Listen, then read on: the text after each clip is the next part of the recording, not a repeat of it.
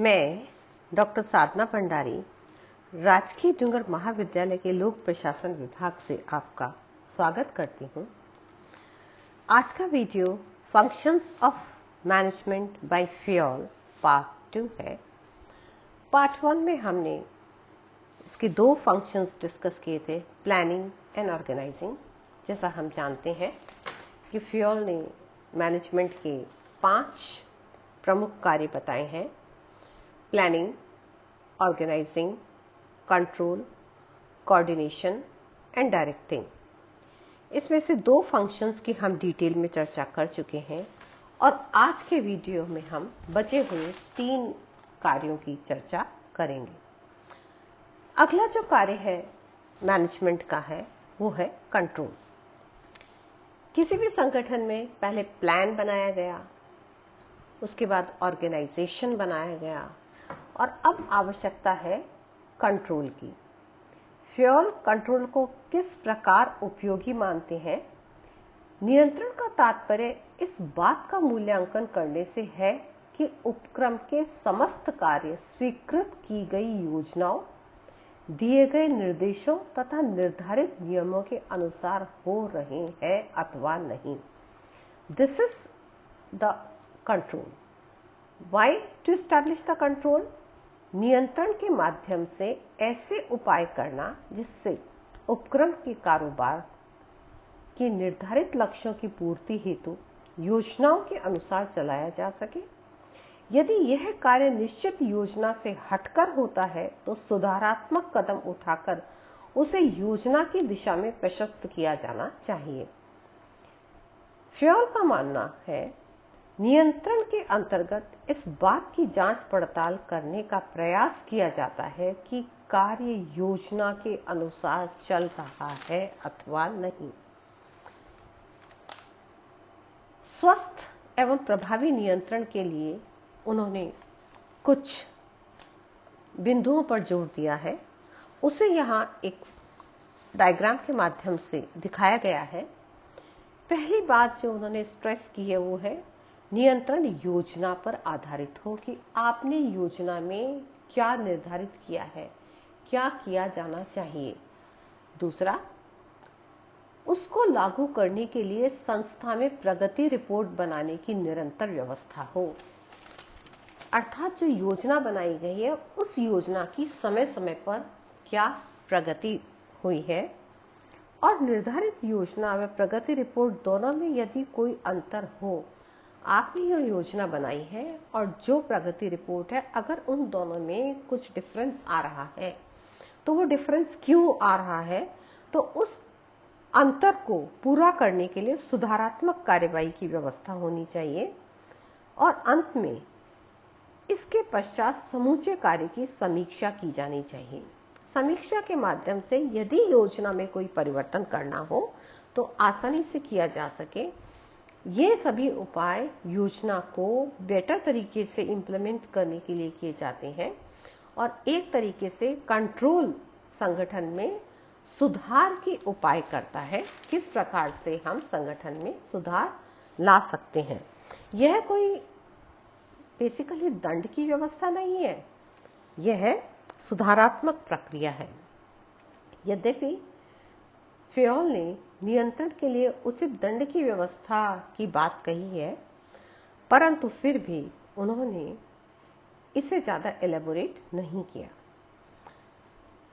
अगला कार्य प्रबंध का है समन्वय। हम जानते हैं पोस्ट कॉर्मे में लूथर गुलिक ने कोऑर्डिनेशन पर अत्यंत बल दिया है। कोऑर्डिनेशन का मतलब है interrelating the different parts of the organisation. Fayol कहते हैं कि संगठन में व्यक्तियों एवं इकाइयों के मध्य अंतर संबंध स्थापित करना समन्वय कहलाता है। संगठन में इकाइयां कार्य करती है, उन इकाइयों के कुछ कार्य होते हैं और उन इकाइयों में व्यक्ति कार्य करते हैं जिनके अपने कुछ निर्धारित कार्य होते हैं। तो संगठन में कार्यरत इकाइयों और उन इकाइयों में कार्यरत व्यक्तियों के मध्य जो अंतर संबंध है उसे समन्वय की संज्ञा दी गई है। फ्योल का मानना है कि एक संस्था के कार्यों में सुविधा उत्पन्न करने एवं सफलता प्राप्त करने के लिए सभी क्रियाओं में सामंजस्य उत्पन्न करना ही समन्वय है। समन्वय को स्पष्ट करते हुए उनका मानना था, कुछ बिंदु उन्होंने दिए हैं यहाँ पे, उसमें मैं 2 बिंदुओं पर विशेष रूप से स्ट्रेस करना चाहूंगी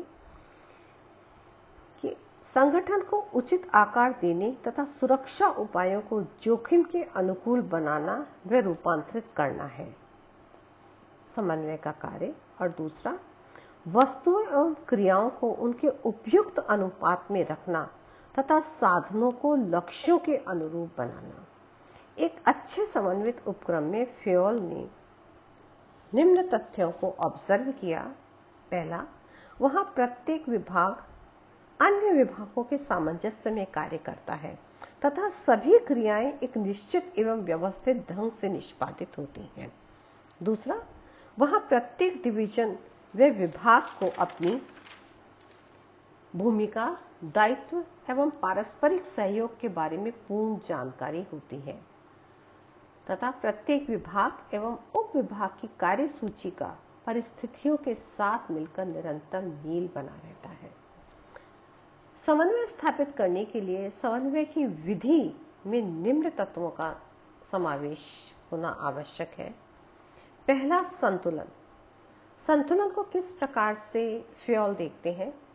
उद्देश्य प्राप्ति की दिशा में विभिन्न तत्वों को इस प्रकार संतुलित करना कि न कोई तत्व आवश्यकता से अधिक हो और न कम, तथा सभी तत्व मिलकर अनुकूलतम प्रभाव उत्पन्न करें।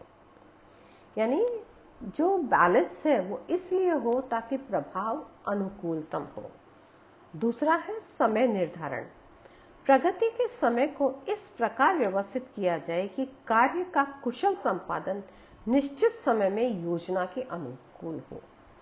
देखिएगा, जब हम किसी भी योजना को क्रियान्वित करते हैं तो वो योजना समयबद्ध होती है।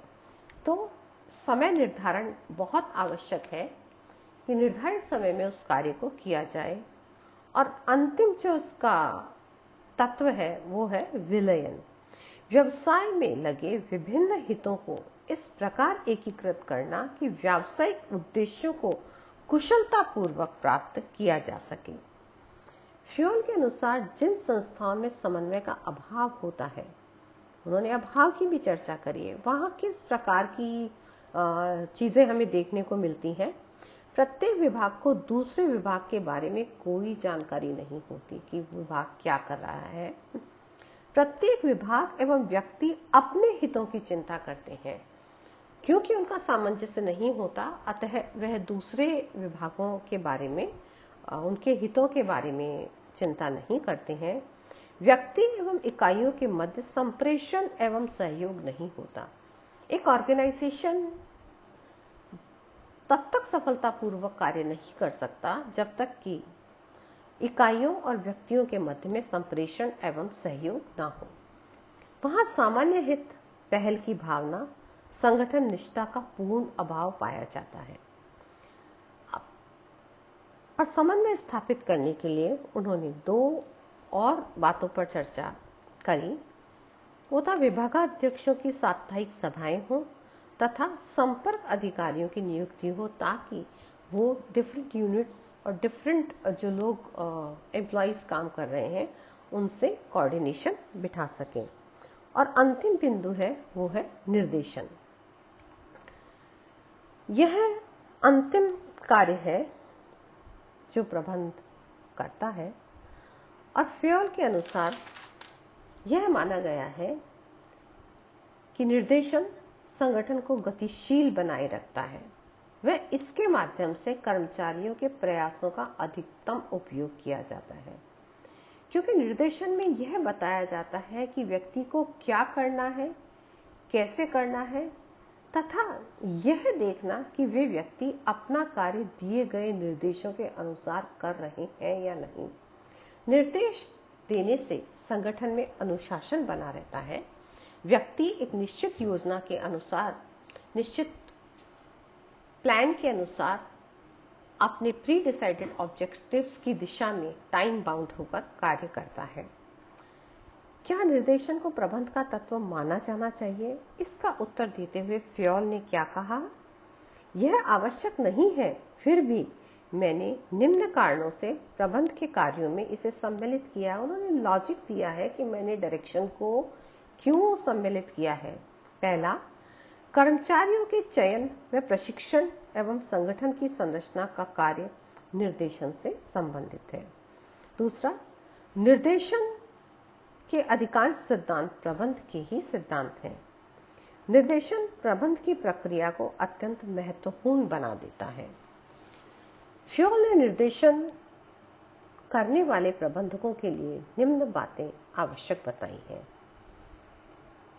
कर्मचारियों के बारे में उन्हें विस्तृत ज्ञान होना चाहिए कि वे किन्हें निर्देश दे रहे हैं, उनके अधीन कौन से कर्मचारी कार्य कर रहे हैं, उनकी रुचि क्या है। अयोग्य व्यक्तियों को हटाना। फ्योल का सिद्धांत है order, a place in its thing and a thing and a place for a thing, अर्थात किसी भी व्यक्ति को उस स्थान पर लगाना जहां उसकी योग्यताओं का अधिकतम उपयोग किया जा सके, अतः अयोग्य व्यक्तियों को हटाना। प्रबंधक द्वारा आदर्श कायम करना, संगठन का नियतकालीन अंकेक्षण करना, अनावश्यक विस्तृत कार्यवाहियों को रोकना, कर्मचारियों में एकता, पहल की भावना, निष्ठा एवं कार्य में रुचि को प्रोत्साहित करना।